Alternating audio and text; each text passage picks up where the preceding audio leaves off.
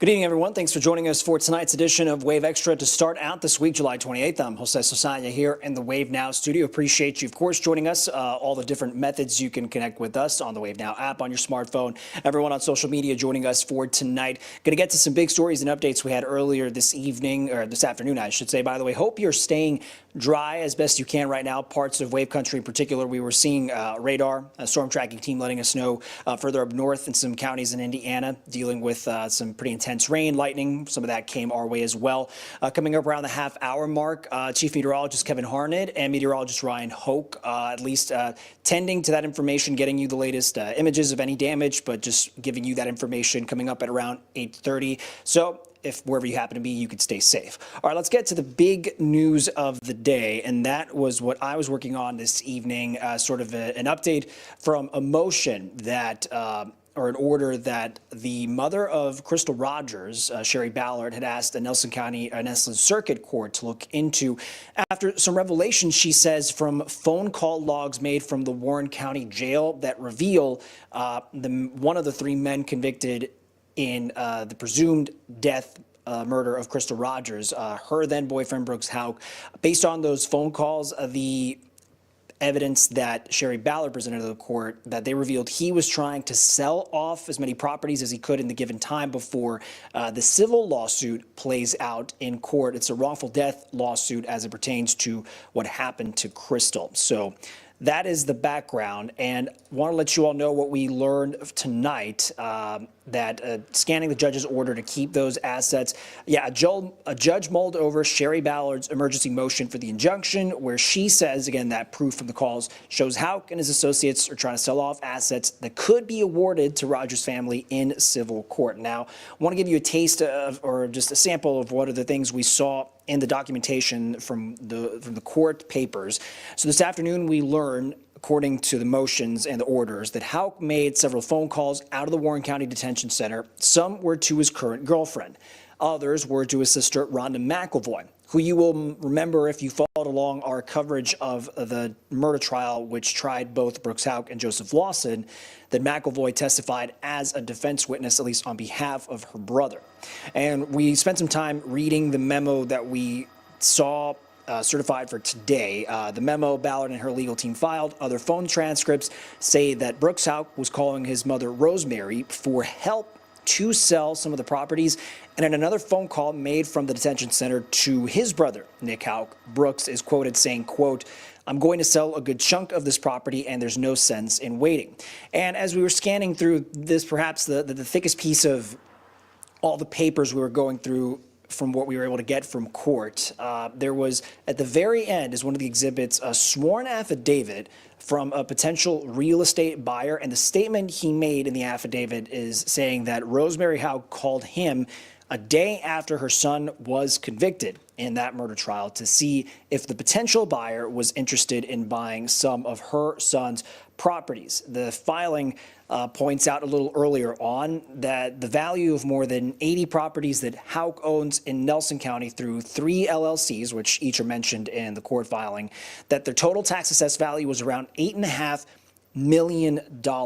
Now, should Houck fail on his appeal, there's a hearing now set for October 8th to go over that evidence, and he cannot transfer any real estate until then. So that is something we will, of course, keep on following as we see for any appeals that Houck and his legal team might make to sort of counter that motion. And again, that hearing set for October 8th for the civil trial. We're going to see whatever is brought out in evidence when it comes to that. So that's the big story as we're kind of moving through the evening, so you all know what's going on in that span. So now we're going to move on to a couple other stories I wanted to give you an update on, and this is just as me scrolling through what we've got in our updates. And so this has to do with deadly car crash in Breckenridge County. In fact, we confirmed 3 people were killed in this 2-car crash, and now there's fundraising efforts underway.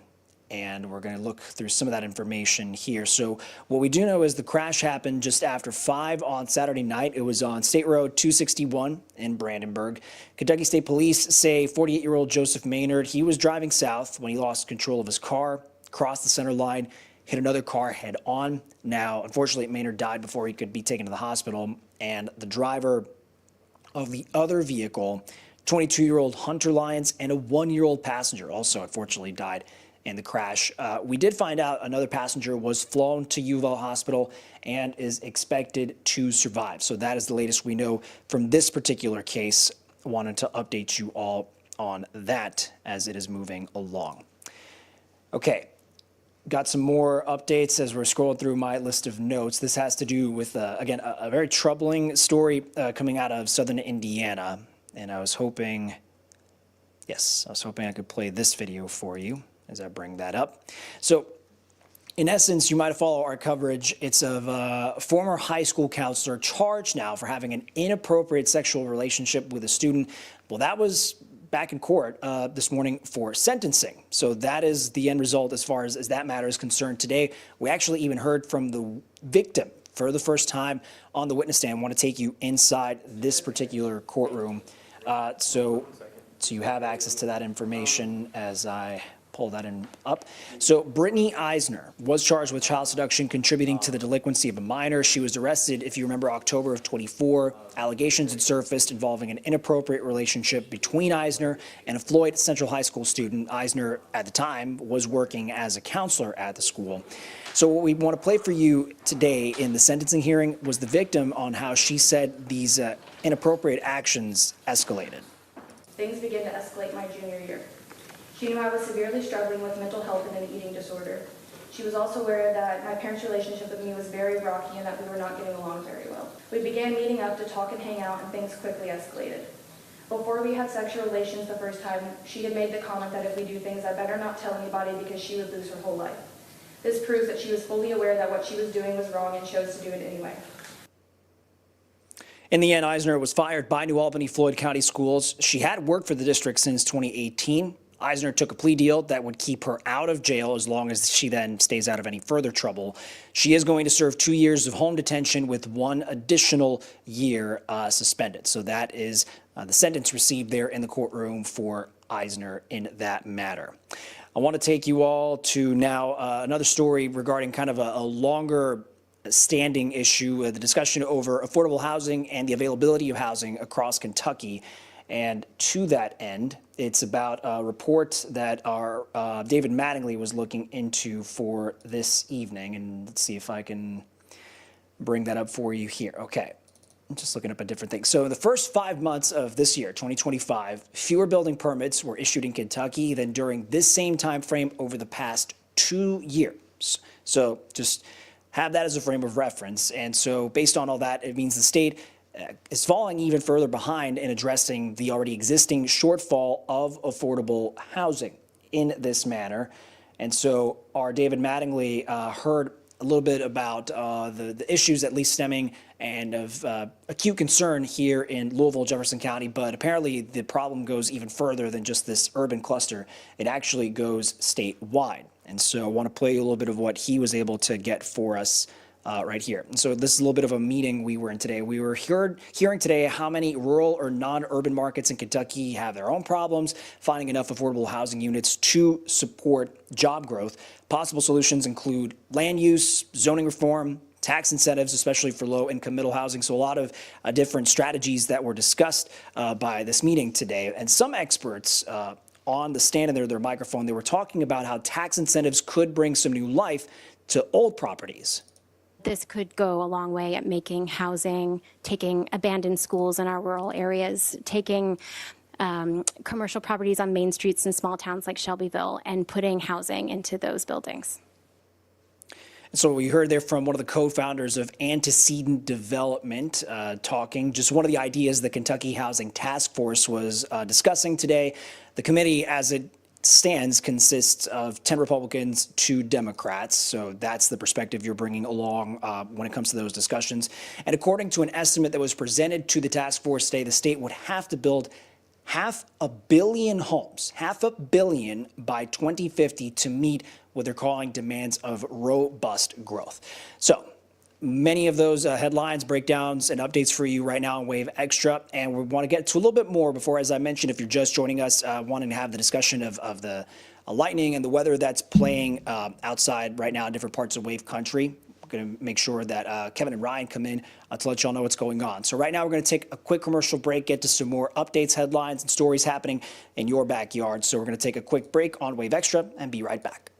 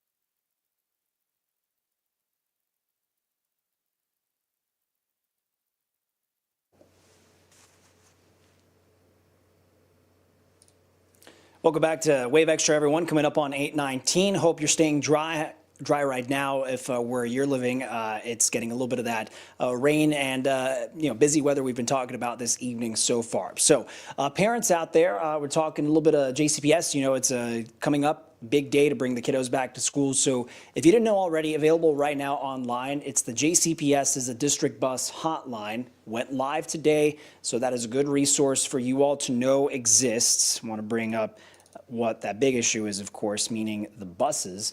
By the way, you have options. You can call 485-RIDE. You can visit the app that's called Bus Teller to stay up to date on your child's transportation information before we get to that first day. Now, Bus Teller, if you hadn't already used it before, it lets you see your kid's bus number, the stop location, the estimated pickup and drop-off times. You can also call the hotline, 485-RIDE, for questions that might still be lingering. You can call the hotline. A reminder, first day of school for JCPS students is Thursday, August 7th. So with that in mind, JCPS parents, again, going online, confirming those transportation plans, the JCPS Bus Teller app, that's great information there. Wave News reporter Fernando Garcia Francischini is going through some other checklist items that parents should keep front of mind as they're moving through this part of the summer. As we get closer to the start of the new school year, parents are trying to figure out what's the best, safest, and most reliable way to make sure their kids get to school on time.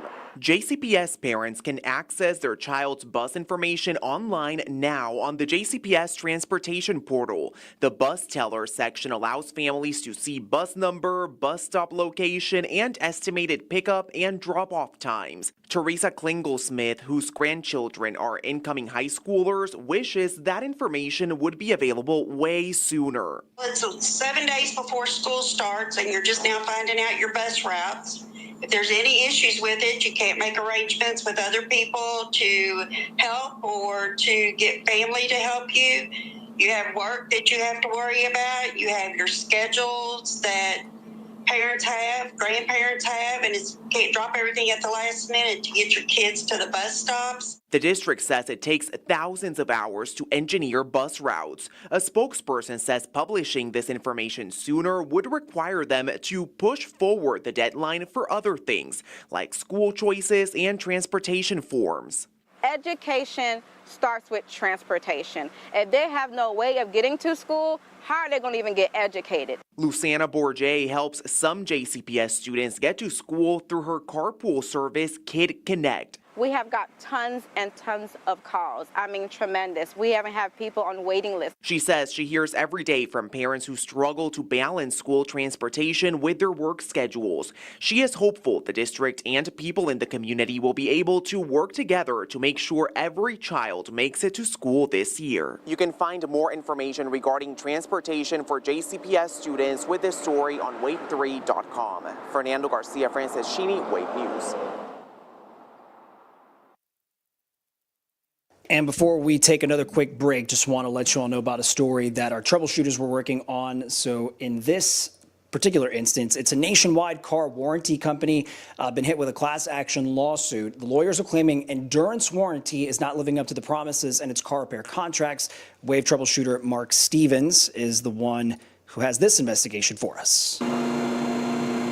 When a mechanic raised this car on the lift this spring, its owner knew something was wrong. I had 259,000 miles. It was high mileage. The car's transmission wore out. But Richard Leal didn't worry. Just the peace of mind. That's the whole thing. Peace of mind that you don't have to worry about your car at all. Because peace of mind is what Endurance Warranty promised him when he bought one of their service contracts. But Leal says Endurance broke its promise. Here I am with money out of my pocket.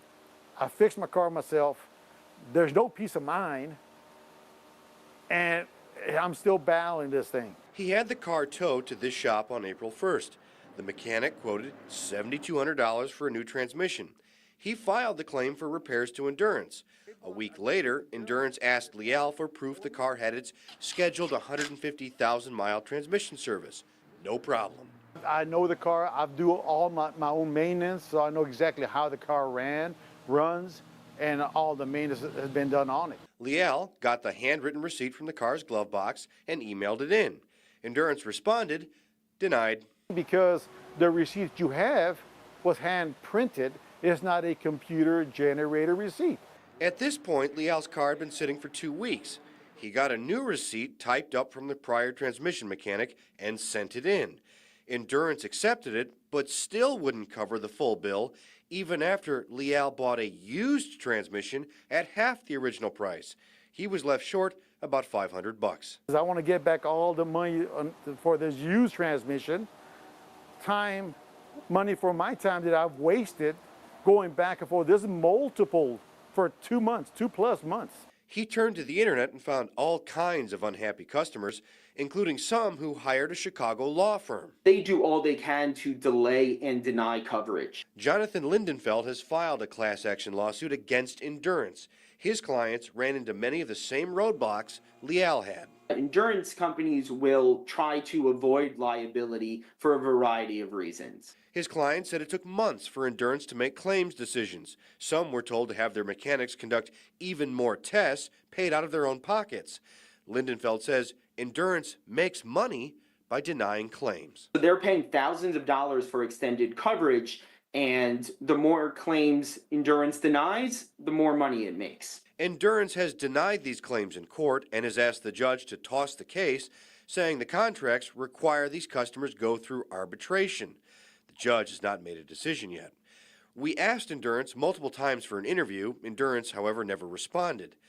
Leal accepted the $2,900 check Endurance sent him, even though it didn't cover all of his expenses.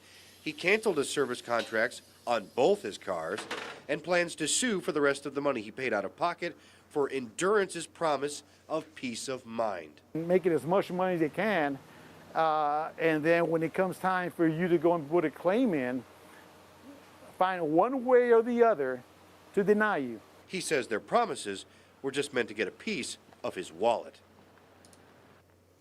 All right, appreciate Mark Stevens with that. This is going to do it for tonight's edition of Wave Extra. I'm going to make sure we switch things over to Wave Weather now. Make sure you join us at around 8:30. Chief Meteorologist Kevin Harden is going to be here breaking down what's going on with our active weather.